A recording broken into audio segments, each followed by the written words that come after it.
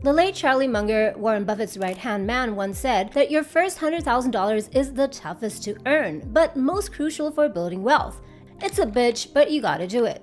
And here's why that milestone of $100,000 matters so much.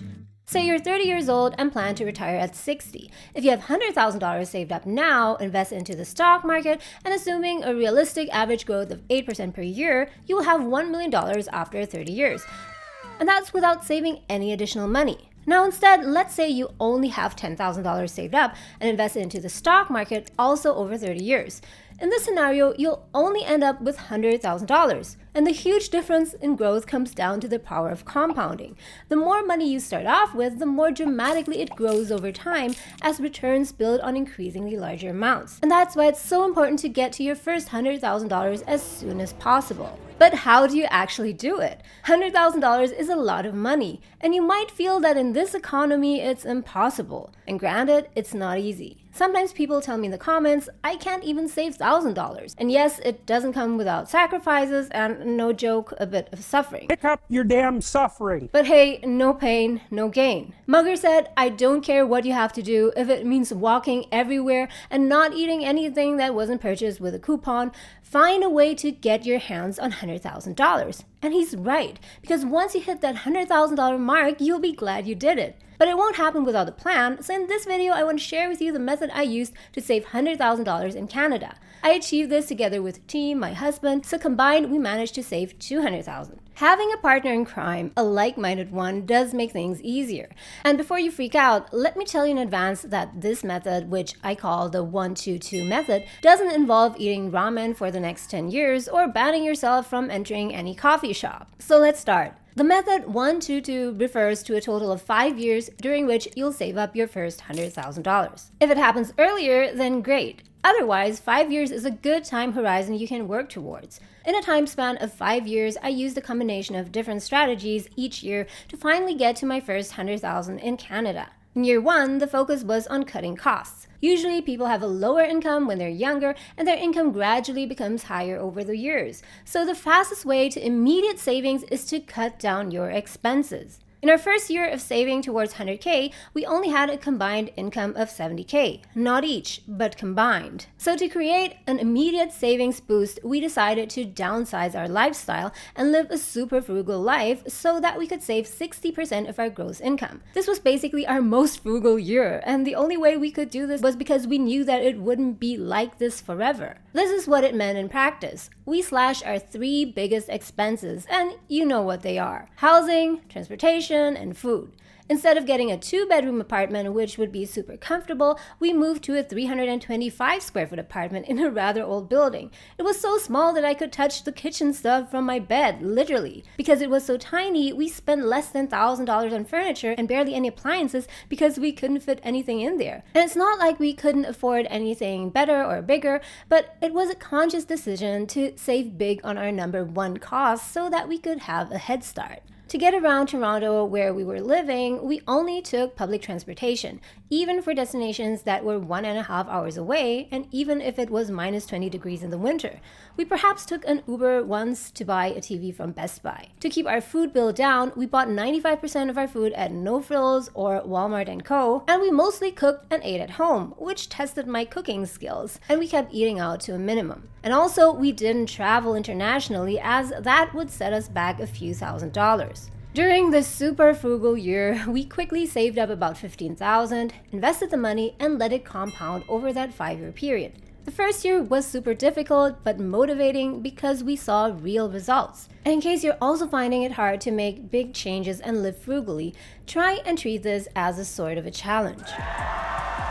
How little can you live on? If you need tips on how to save on your rent, you can watch this video later. And also keep in mind that living this frugal shouldn't be forever, at least in my opinion. It's only a temporary situation, a temporary sacrifice to make for a better and wealthier future. Now moving on to the 2 in the 1-2-2 method. Here's the thing, there's a limit to how much you can save when you only focus on cutting your expenses. If your income stays at $40,000 forever, the max you can save, even if you live somewhere for free and don't eat, is $40,000. Oops, no, closer to $30,000 after taxes. And with the increased cost of living, it becomes harder to even live on that amount. So to make headway, you have to increase your income.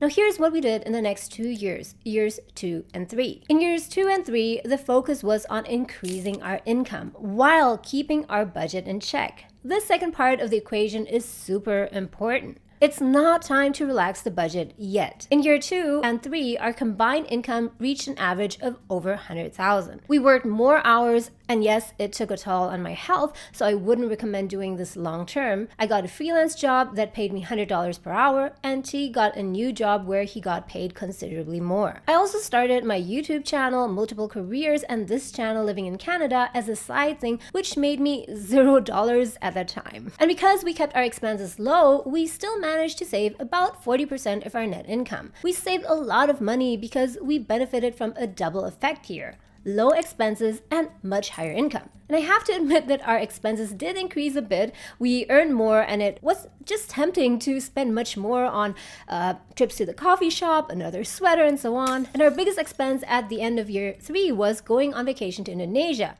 But overall, we were still living a very frugal lifestyle. We budgeted every cent and reviewed our finances every month to see how we progressed. Had we increased our expenses at the same rate as our income increased, our savings would have stayed the same or even be less. During these 2 years, years 2 and 3, it's crucial that you keep your expenses low. Keep that frugal lifestyle while you supercharge your income. But how do you increase your income by 20%, 30%, or even 50%? There are two main ways. One is to earn more employment income. And you definitely won't achieve that by staying put at the same company for 5 years unless your company is super generous. As your skills and experiences grow, try and find a more challenging and high-paying position latest every 2 years. If you're currently underpaid, you could earn 20 to 50% more just by switching to a different company. And even if you have to stay put at the same company for whatever reason, you can still negotiate a higher salary, 10% for example, instead of just accepting the standard 3% or even 0% yearly raise. And the second way is to earn money from self-employment, freelance work, or a side hustle. Nowadays, there are so many ways to earn money on the side. You could even just do it from your phone. Write a blog, offer freelance services, start a YouTube channel, or offline, walk your neighbor's dog, or babysit, or whatever's your thing. These 2 years are the time to boost your savings big time by maximizing your income and minimizing your expenses at the same time. And yes, it will be exhausting because you're hustling at work while depriving yourself of spending money on all the things that you want, but you'll quickly see your savings piling up. And as we're about to see, the last 2 years on your journey to 100K will get easier. And here's something that's very important. After working so hard to save money, don't make the mistake of leaving it idle in a savings or a checking account, but to benefit from the wonder of compounding, you need to invest the money. Soon after we started our savings and investment journey, we each opened our own investment accounts. My portfolio grew over 50% over that 5-year time frame, but of course, every person's investments will grow at a different rate depending on what they invest in, and that involves how much risk they're willing to take. I was okay with taking on much more risk than most people, so I started investing in Bitcoin about 2 years into my journey, and a lot of my gains came from that. And before the comment section explodes, yes, Bitcoin is super volatile. That's right. So before you invest in Bitcoin, make sure that you've taken the time to research and understand what you're getting yourself into. But if you want to know my take on whether or not it's too late to invest in Bitcoin, now that it's floating around $100,000, watch this video later. Anyways, if you just invest into the S&P 500, an 8% average return per year over the long term is a realistic assumption. So make sure you keep your money invested. And nowadays, there are so many online investment platforms that make it super easy to invest. You can do everything online. And investing is much easier than you think. So honestly, it doesn't matter much which investment platform you use, but keep 2 things in mind. 1, the investment platform should be reputable. And 2, do not pay huge fees for someone to manage your account or pay high trading fees to purchase investments. And this goes for any investment platform. If you don't want to pay fees for someone to manage your account, make sure you open what's called a self-directed account. Over the last years, I've mostly been using Wealthsimple to invest. It's just really easy to use, and you don't pay any fees for buying and selling stocks and ETFs. And yes, you can even buy Bitcoin on Wealthsimple. Also, you'll get a $25 bonus if you use my referral code in the descriptions below. You only need to fund your account with $1 to get the bonus. Now moving on to the last two in the 1-2-2 method. So we lived frugally while increasing our income for 3 years, and I was happy but also quite exhausted. But luckily it was time for a break. In year 4 and 5, the last 2 years, we could finally increase our lifestyle again, relax our budget a bit. The years of maximum frugality were over, but it also didn't mean that we started splurging on everything. This is what happened. In year 4, our combined income continued to grow above 100K. T switched to another job and got another salary increase while still staying in the same industry and doing a similar job. He's an accountant, by the way, in case you're wondering. At the same time, my YouTube channel started earning serious money. This is the funny, or should I say wonderful thing. In the same way that money invested compounds faster and faster over the years, so does self-employed income in many cases, if done correctly. When you go into self-employment or start your own business, at first you have to invest money into it, put in sweat equity, and work for free while earning practically nothing. But then after a few years, sometimes even 1 year, that hard work starts paying off and your income grows not just by 5 or 10%, not even 20%, but often even by 100 or 200%. So give it a thought. Starting a side hustle might be your way out of a stagnating wage crisis. And so in year 5, our combined income reached almost $150,000. But what happened to our budget? In year 4 and 5, our expenses started going up considerably. We loosened up our budget a bit too much, allowed ourselves to enjoy eating out more, buy things that are not on sale, take an Uber ride here and there, but still we didn't buy a car, buy more organic food, shop a bit more, go on vacations, including our unforgettable trip to Istanbul. We spent a lot more in years 4 and 5 than in the first 3 years, but, and here's the key, our expenses still grew by much less than our income. And that's how we continued to save more money, almost 50K in the last year. So if you follow this 1-2-2 method as well, you're well on your way to your first 100K. But remember, yes, you will likely save more and more money towards the latter years because you will have learned to minimize your expenses while figuring out how to earn more.